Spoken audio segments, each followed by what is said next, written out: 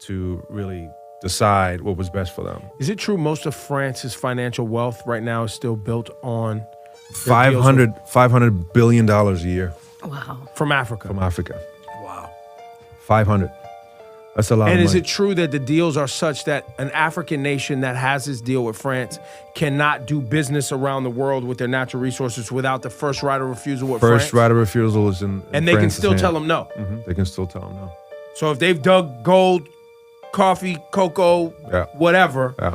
they go to France like, hey, you guys want this? And they say, nah. And they say, okay, we're going to sell it over here. France can still say, nah, you can't do that. That's so insane. And all those nations still run on the French franc, which is also hilarious because even France has Goes the on the euro. euro. Exactly. France makes Africa pay for its own foreign aid by manipulating the West African franc. Based on a review of public financial reports, it appears France has never actually used its own money to help Africa. I'm about to discuss one of the most elaborate financial cons since the original Ponzi scheme, and no matter how bad you think this is, don't worry, it gets worse. First, the backstory. France controls the creation of money for 14 countries in Africa, a legacy of colonialism. We call this either the West or Central African franc, depending on the country. Every year, France prints between 20 and 40 billion euros worth of this African currency, which it uses to buy natural resources, influence African leaders, and occasionally provide some developmental aid. Pay attention. France prints the Africans' own paper currency and then exchanges the currency they just printed for physical goods and resources. You might be tempted to call this counterfeiting, but they already have a word for this in French. It's called seigniorage. Here's how the French have flown under the radar. France manages this African currency by pegging the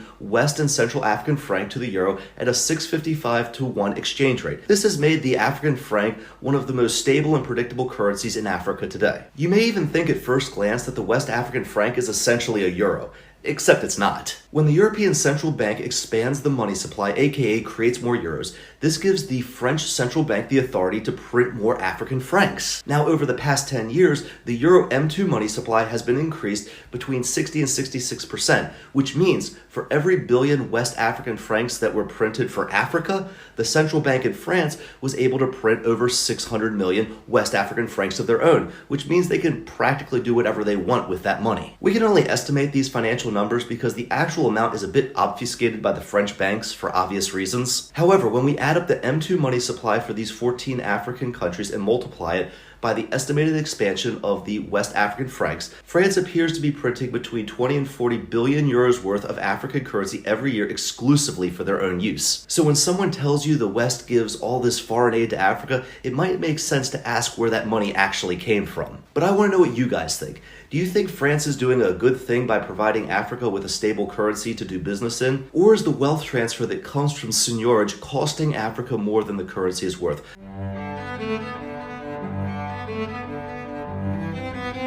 You know, this whole colonial tax and the amount of money France gets from African countries every year is something that if no one tells you, you could never ever thought of it. Just to begin to imagine that in this day and time, countries are still forced to pay certain amount of money to a foreign government as the so-called colonial tax is something that is getting all of us very, very concerned. And you would think that France would be like, okay, this country, they've paid this amount for this length of time, so maybe we should just let them be, you know, or these countries are very, very poor, and we should let them have this money so that they can help their people, you know, they can build some roads, they can build some bridges, some hospitals, some schools, or even pay back some of the loans they are owing to the IMF or to the Chinese. But no, the French are just busy collecting from Africa. And you can see the audacity they have to come out and say how they are helping Africa, how they are helping the French-speaking countries in Africa. That is what Macron has been singing.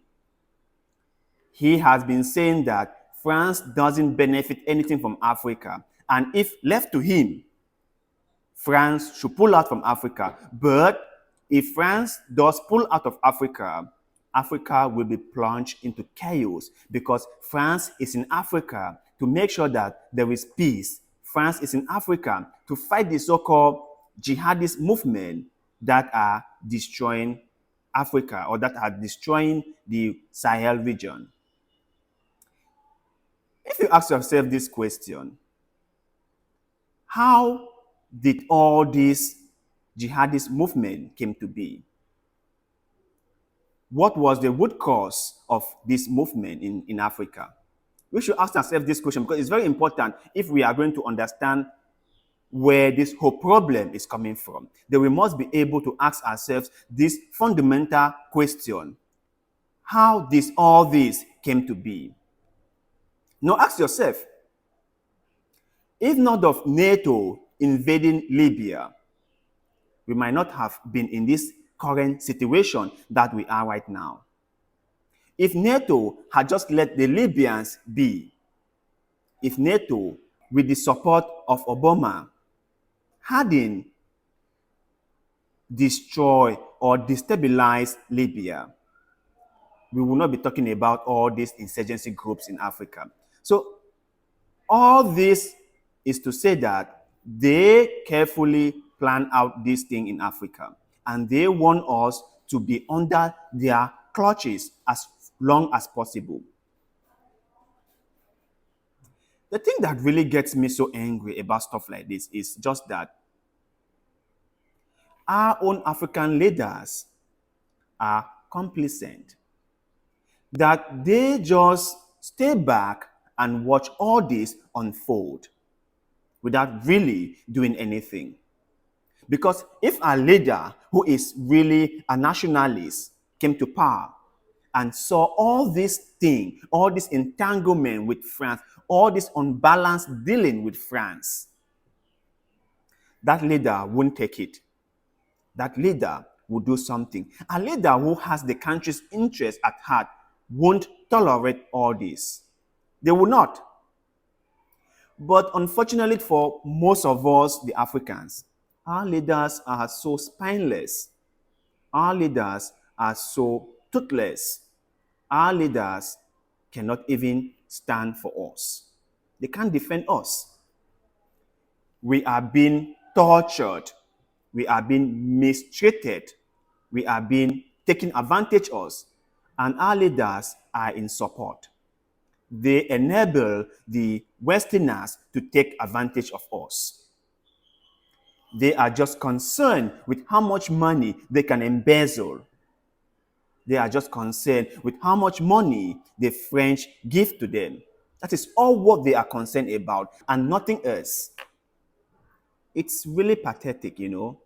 It's quite a big shame that France, till this day, still collect over $500 billion from their West African and Central African former colonies. You know what that money would have done for these African countries? Do you know how much development that money would have been used for in Africa? The irony about all this is that, yes, they still call us poor. We are not taking from the West. We are not dipping our hand into their food. No, we don't do that.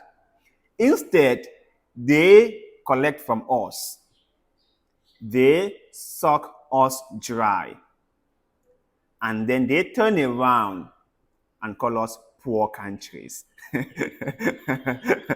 If a country was as poor as they put it, will they be able to suck out that much money from the country? If Africa was really, really that poor as the West and France in particular is saying, will they be able to harvest that much money from Africa? Will they be able? So you can see how they play over us. They say we are poor, we are broke, or we are a banana republic. We have nothing to offer. Our economy are so broke that nothing is really, really working very well. They say all that. And what did they do next? They turn around and they do what? They collect from us. They collect so much from us. Just imagine 500 billion year in, year out. Just imagine they collect from us.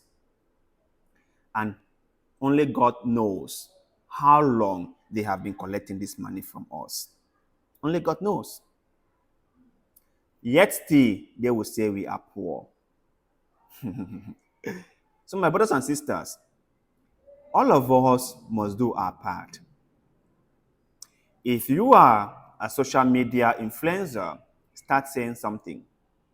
If you are a small-time YouTuber like myself, start saying something.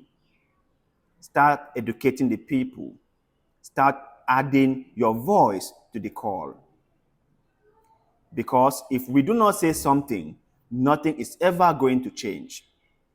Change only comes when the people are aware that things has to change. So we all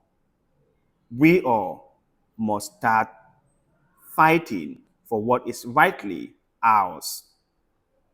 We must start, we must do it. If we do not do it, France will never stop. France is like a parasite, you know. They will never stop until you have to scrub them off. They never stop, because if they stop on their own, they will die. And it's not in their interest to stop. So why should they stop? We have to scrape them off and let them die. But you guys out there, what is your opinion on how much money that France is collecting from Africa year in, year out? Don't you think that it's high time that our African leaders start doing something? Don't you think it's high time that ECOWAS, that claim to be the champion of West Africa, start doing something? Don't you think that the AU, that is quick to issue communique when the people of a certain country are trying to take back their country from Westerners, should start doing something? Share your thoughts and opinions with us in the comment section below, because like always, we love hearing what you have to say. And also, do not forget to like this video, share this video, follow our Facebook page, and most importantly, subscribe to this channel, because little bit of goodwill, like the one you're doing just now, help us a lot, and we shall forever be grateful to you. So thank you very much for doing just that. And like always, see you in the next one.